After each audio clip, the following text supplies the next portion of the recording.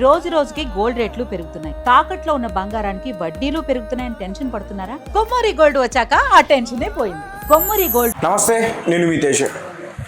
TDP నాయకులు నారా లోకేష్ గారిని cheating case పెట్టి అరెస్ట్ చేయాలంటూ కూడా వైఎస్ఆర్సీపీ పార్టీకి సంబంధించిన ఎక్స్ మినిస్టర్ వెల్లంపల్లి శ్రీనివాస్ ఆయన ఈ రకంగా వ్యాఖ్యలు చేశారు. దీనికి కారణం ఏంటంటే, ఏ రాష్ట్రంలోని లేనట్టు భారత్లో ఆంధ్రప్రదేశ్లోనే పెట్రోల్ రేట్లు అధికంగా పెంచేస్తున్నారు. దీనికి కారణం ఈ కూటమి ప్రభుత్వం అంటూ కూడా ఆయన ఈ రకంగా వ్యాఖ్యలు చేశారు. చీటింగ్ కేసు పైన పెట్టి లోకేష్ గారిని అరెస్ట్ చేయాలంటూ కూడా ఇటు లోకేష్ గారి పైన ఇటు కూటమి పైన ఆయన విమర్శలు చేయడం జరిగింది. దీనికి కారణం ఏంటంటే, పెట్రోల్ రేట్లు అధికంగా పెంచేస్తారని చెప్పి. సో దీనికి సంబంధించి మనతో పాటు డిస్కస్ చేయడానికి టీడీపీ స్పోక్ పర్సన్ సూర్యదేవర లత గారు ఉన్నారు. ఆమెతో మాట్లాడుతారు. నమస్తే మేడం. నమస్తే.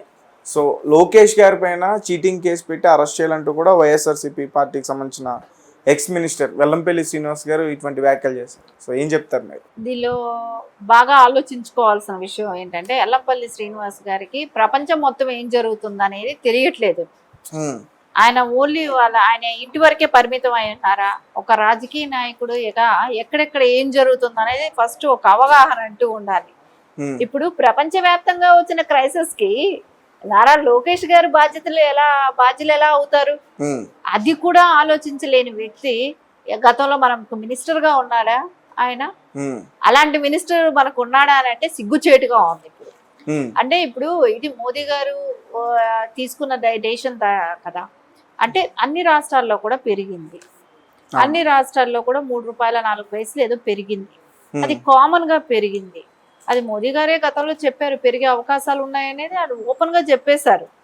ఇప్పుడు ఆయన ఎవరి మీద కేసు పెట్టాలంటే మోదీ గారి మీద పెడతారా? మొన్ననే ఆయన పేర్ని నానికి బాగా ఒకటి అయ్యింది.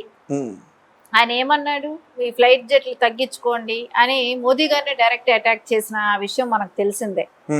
ఎందుకంటే వైసీపీ వాళ్ళకి ఎలా మాట్లాడుతున్నాం ఏం మాట్లాడుతున్నాం అని తెలియదు.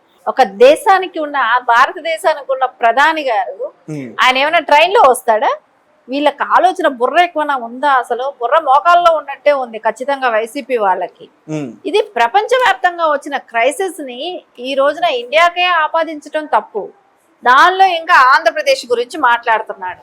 అసలు ఆయనకి నాలెడ్జ్ ఉందో లేదో తెలియదు. కావాలంటే కేసు పెట్టాలంటే ట్రంప్ మీద వెళ్ళి కేసు పెట్టమనండి, లేదంటే ఇరాక్ వాళ్ళ మీద వెళ్ళి కేసు పెట్టమనండి. ఆ ధైర్యంతో మాట్లాడగలుగుతాడా? మాట్లాడమనండి వెళ్ళి.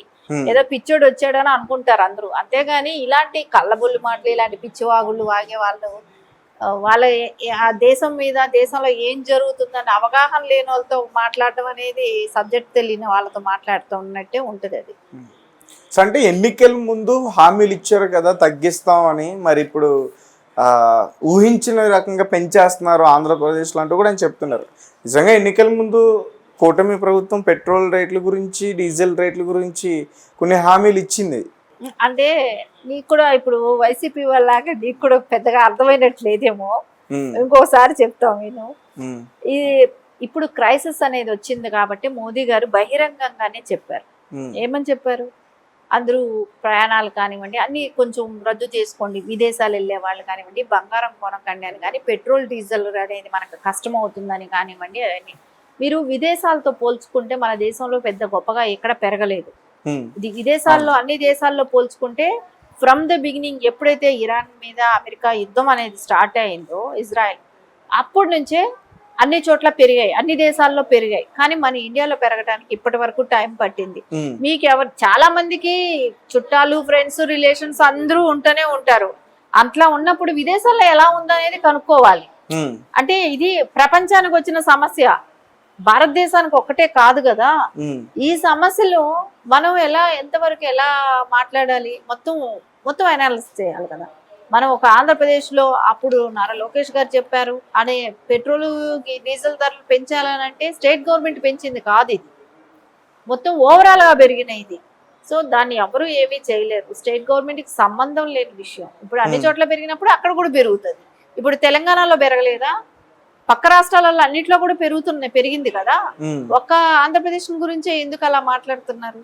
సో ఇంకా అది ఇంకొక 2 రూపాయలు 3 రూపాయలు ఎక్కువ పెంచుకునే అవకాశాలు ఉన్నా కూడా ఎవరు కూడా పెంచట్లేదు. అంటే గతంలోనే పెంచి ఉండాల్సింది మొత్తం ఇండియా కూడా, కానీ ఎప్పుడు అవసరాన్ని బట్టి పెంచుతున్నారు ఇక్కడ.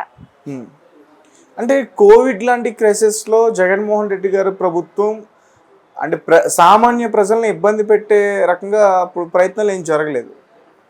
కానీ ఇప్పుడు అంటే కోవిడ్ కి ఇప్పటికి నీకు చాలా డిఫరెన్స్ అంటే ఇది కూడా అట్లాంటి క్రైసిస్ కదా, తగ్గే పరిస్థితి కదా. ఎందుకు వచ్చింది ట్రాన్స్పోర్టేషన్ ఇప్పుడు తగ్గాల్సిన అవసరం ఏమీ లేదు కదా. అంటే అప్పట్లో తగ్గాల్సిన అవసరం లేదు. అప్పుడు ఏంటి, ఒక మనిషి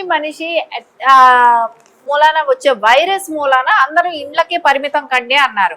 ఇప్పుడు వచ్చిన క్రైసిస్ ఏంటి, పెట్రోల్ డీజిల్ కొరత ఉంటది, ఆయిల్స్ కొరత ఉంటది.